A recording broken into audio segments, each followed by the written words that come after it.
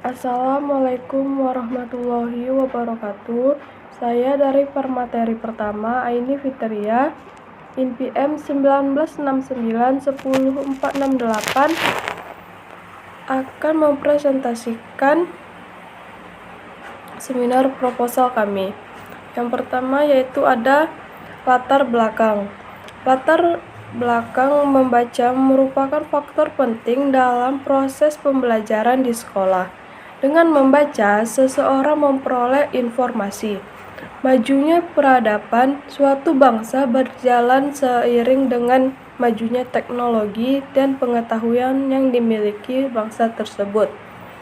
Berdasarkan informasi petugas perpustakaan dan pengamatan pada perpustakaan, di SD Negeri 42 Pekanbaru, siswa kurang antusias dalam memanfaatkan sarana di perpustakaan. Dilihat dari daftar buku yang dipinjam, hanya buku-buku paket mata pelajaran saja yang dipinjam oleh siswa. Sedangkan buku-buku lain kurang dimanfaatkan oleh siswa. Kurangnya pihak sekolah dalam mensosialisasikan sarana perpustakaan dan memotivasi budaya membaca pada siswa bisa menjadi sebab rendahnya melihat membaca siswa. Minat baca yang rendah ini akan berpengaruh pada rendahnya tingkat pengetahuan dan wawasan siswa. Siswa yang mempunyai intensitas membaca yang tinggi,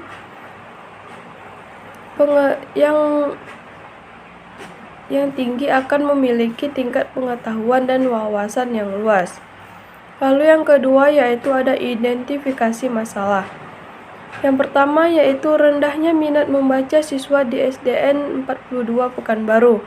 Lalu yang kedua, semua buku bacaan di sekolah dasar kurang menarik bagi anak. Lalu yang ketiga, kurangnya intensitas membaca mempengaruhi rendahnya tingkat wawasan siswa. Lalu yang keempat, rendahnya wawasan sosial sangat mempengaruhi si prestasi belajar PKN.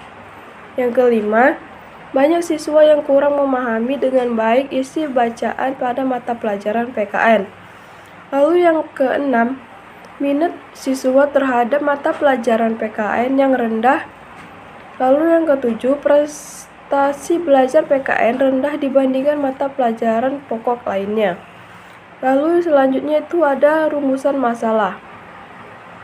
Rumusan masalahnya yaitu adakah pengaruh yang signifikan minat baca terhadap prestasi belajar PKN kelas 5 SDN 42 Pekanbaru pada tahun ajaran 2001 sampai 2002. Tujuan penelitian.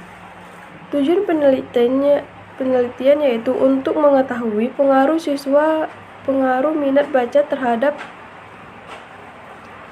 prestasi belajar PKN kelas 5 SDN 42 Pekanbaru pada tahun ajaran 2022. Manfaat penelitian bagi peneliti. 1. Menambah pengalaman dan melakukan penelitian. Lalu yang kedua, hasil penelitian ini diharapkan dapat memberikan sumbangan pemikiran maupun sebagai masukan bagi peneliti lain. Lalu manfaat peneliti bagi guru. 1. Bahan referensi bagi guru dalam melaksanakan kegiatan pembelajaran. Lalu yang kedua, menambah pengetahuan guru tentang minat baca dan prestasi belajar PKN. Lalu yang ketiga, informasi bagi guru agar mampu menentukan pendekatan yang cocok di dalam pelajaran. Manfaat penelitian bagi siswa yang pertama, meningkatkan minat siswa dalam belajar PKN serta untuk memotivasi siswa. Lalu yang kedua, meningkatkan prestasi belajar PKN siswa dengan mengembangkan minat. Lalu selanjutnya yaitu ada definisi operasional. Yang pertama yaitu prestasi belajar PKN. Tolak ukur keinginan membaca dari seorang siswa sekolah dasar dalam kesehariannya yang dapat dibuktikan melalui intensitas membaca buku, surat kabar maupun majalah setiap hari. Lalu yang kedua yaitu ada minat baca. Pencapaian kecakapan kognitif siswa sebagai hasil dari kegiatan belajar pendidikan kewarganegaraan atau biasa disebut PKN, sejauh mana pemahaman siswa tentang berbagai organisasi di lingkungannya setiap hari, seperti yang telah diajarkan guru dan dituangkan adalah bentuk nilai atau berupa angka-angka. Baiklah, cukup sekian materi yang dapat saya sampaikan. Assalamualaikum warahmatullahi wabarakatuh. Assalamualaikum warahmatullahi wabarakatuh. Baiklah, saya Reni Alfionita akan melanjutkan materi yang selanjutnya mengenai tentang landasan teori dan kerangka berpikir. Nah, baiklah, kita memasuki pembahasan mengenai tentang landasan teori. Nah, di dalam landasan teori ini terdapat minat membaca, yaitu minat mengarahkan perbuatan kepada suatu tujuan dan merupakan dorongan bagi perbuatan tersebut. Nah, yang dimana selanjutnya apa yang menarik minat seseorang mendorongnya untuk berbuat lebih baik dan lebih giat lagi.